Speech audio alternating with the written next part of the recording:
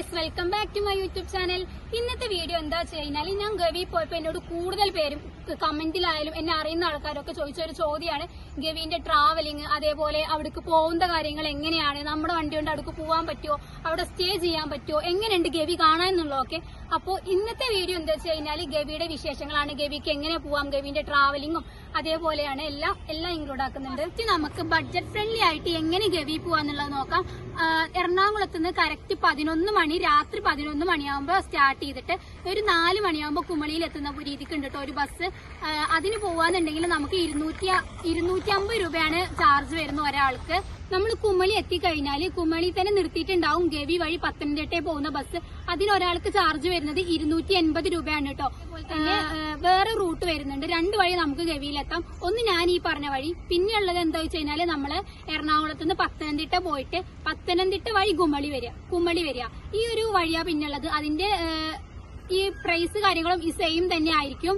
ഞാൻ ഈ പറഞ്ഞ വഴിയാണ് നമുക്ക് ബഡ്ജറ്റ് ഫ്രണ്ട്ലി ആയിട്ട് ഗവി പോകാനുള്ള ഒരു ഓപ്ഷൻ. പിന്നെ ഇനി നമ്മള് നമ്മുടെ സ്വന്തം വണ്ടിയും കൊണ്ട് ഗവിക്ക് പോകുമ്പോൾ എന്തൊക്കെ കാര്യങ്ങളാണ് ശ്രദ്ധിക്കേണ്ടത്, എന്തൊക്കെ കാര്യങ്ങൾ ആദ്യം തന്നെ നമ്മൾ ചെയ്യണം എന്നുള്ളത് പറഞ്ഞുതരാം. ഫസ്റ്റ് തന്നെ നമ്മൾ നമ്മുടെ വണ്ടിക്ക് പെർമിറ്റ് എടുക്കണം. ഈ പെർമിറ്റ് എടുക്കുക എന്നുള്ളത് നമ്മുടെ ഓൺലൈനായിട്ട് ബുക്ക് ചെയ്യേണ്ട ഒരു കാര്യമാണ്. നമ്മൾ പോകുന്നതിന്റെ തലേ ദിവസം ബുക്ക് ചെയ്യാം. തലേ ദിവസം, അതായത് നമ്മൾ പോകുന്ന വണ്ടിന്റെ 3 ദിവസം മുമ്പ് വരെ നമുക്ക് ബുക്ക് ചെയ്യാനുള്ള ഓപ്ഷൻ ഉണ്ട്. അന്നത്തെ ദിവസം പറ്റില്ല. 4ാമത്തെ ദിവസം നമുക്ക് ബുക്ക് ചെയ്യാൻ പറ്റില്ല. 3 ദിവസം വരെ ബുക്ക് ചെയ്യാം.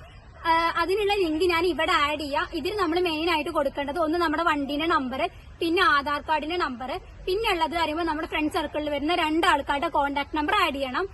പിന്നെ ഒരു കാര്യം ശ്രദ്ധിക്കേണ്ട എന്താ വെച്ച് കഴിഞ്ഞാല്, നമ്മളവിടെ നമുക്കൊരിക്കലും കുമളി വഴി പത്തനംതിട്ടയ്ക്ക് പോവാൻ പറ്റില്ല. പത്തനംതിട്ട പോയിട്ട് കുമളിക്ക് വരാനേ പറ്റത്തുള്ളൂ. ഈ വഴി പോകാൻ പറ്റില്ല, തിരിച്ചിട്ടേ വരാൻ പറ്റത്തുള്ളൂ. ദിവസം ഗവിക്ക് കടത്തിവിടുന്നത് 30 വാഹനങ്ങളുള്ളൂ കേട്ടോ. നമ്മുടെ പ്രൈവറ്റ് വാഹനങ്ങൾ 30 തന്നെ കടത്തിവിടുള്ളൂ. ബൈക്കോ അതേപോലെ നമ്മുടെ ടൂറിസ്റ്റ് ബസ്സോ ഒന്നും അവരെ കടത്തി വിടില്ല. വാൻ ആണെങ്കിൽ പിന്നെ കുഴപ്പമില്ല. നമ്മൾ വണ്ടി ബുക്ക് ചെയ്തിട്ട് പോകുമ്പോൾ അവിടെ ചെക്ക് പോസ്റ്റ്, അനങ്ങാമൊഴി ചെക്ക് പോസ്റ്റിന്റെ അവിടെ ഒരു 8 മണി മുതൽ 11 മണി വരെയുള്ള ഈ ഇടയിലത്തെ ടൈമിൽ മാത്രമേ ഉള്ളൂ നമുക്ക് എൻട്രി ചെയ്യാൻ പറ്റും. പെർമിറ്റ് കാര്യങ്ങളൊക്കെ എടുത്തു കഴിഞ്ഞാൽ നമ്മൾ അത് അവിടെ ചെക്ക് പോസ്റ്റിൽ കൊണ്ടുപോയി കാണിക്കണം. അപ്പൊ അവിടെ നമുക്കൊരു ഫീസ് വരുന്നുണ്ട്. അത് 100 രൂപയാണ് ഒരാൾക്ക് പെർ ഹെഡ് 100 രൂപ വരുന്നത്. പിന്നെ അത് കഴിഞ്ഞിട്ട് നമ്മൾ നെക്സ്റ്റ് ചെക്ക് പോസ്റ്റിന് എത്തുമ്പോൾ അവിടെ ഒരു 85 രൂപ നെക്സ്റ്റ് പേയ്മെന്റ് വരുന്നുണ്ട്.